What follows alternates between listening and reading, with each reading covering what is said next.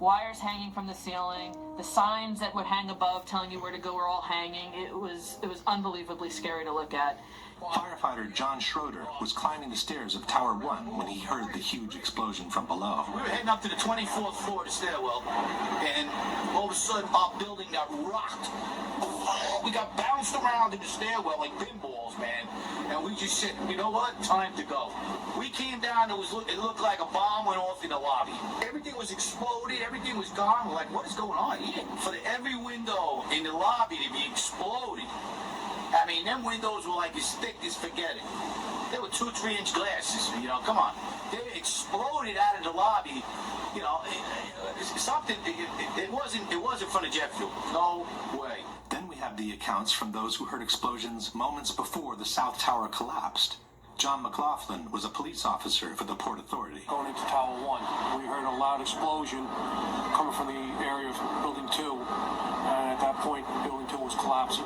We saw the top begin to blow out in a plume of smoke, and we heard the noise associated with an implosion. I was about 5 blocks away when I heard explosions, 3 thuds, and turned around to see the building we just got out of, antenna tip over and fall in on itself.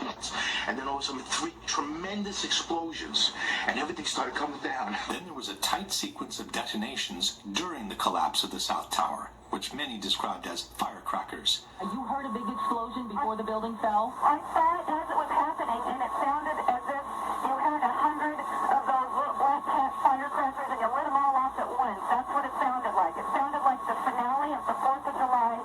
As the first tower came down, there were a series of explosions. It was like boom, boom. You could hear the echoes of the explosions echoing off the different buildings. The detonation started, and they went boom, boom, boom. They were a little less than a second apart.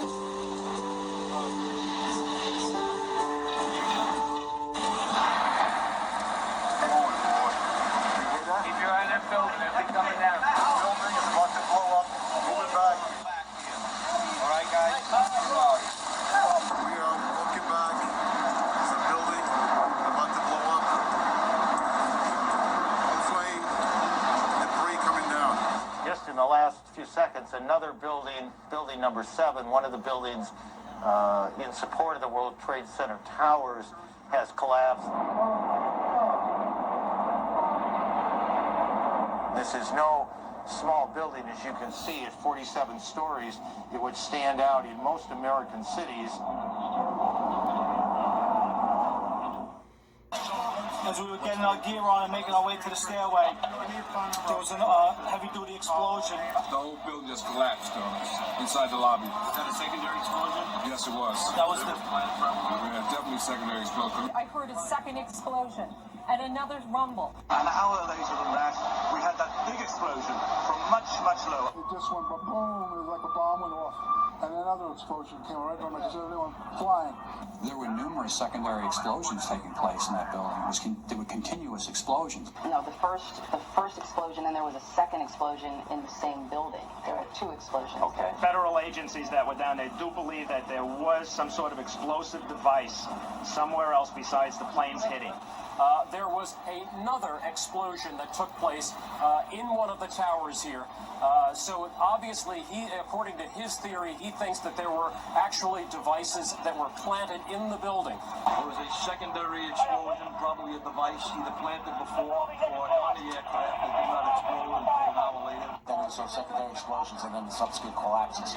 That the FBI most likely thinks that there was a car or truck packed with explosives underneath the buildings, which also exploded at the same time and brought both of them down.